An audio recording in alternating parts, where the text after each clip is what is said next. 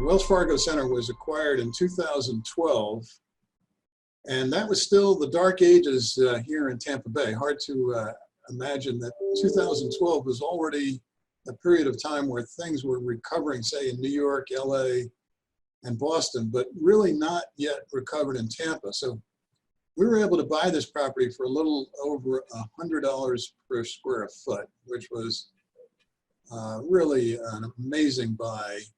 We did it in joint venture with Goldman Sachs, and Goldman Sachs was one of the few institutional partners that were willing to step up with us. We went through about a 4 or 5 month convincing process to get them to go in. Took the building from 70% leased to 93 within about a year and 3/4 after purchasing the building. We put in all new amenities, a brand new full service fitness center, the kind you'd see in a luxury hotel maybe, or a professional fitness center that you'd go work out in.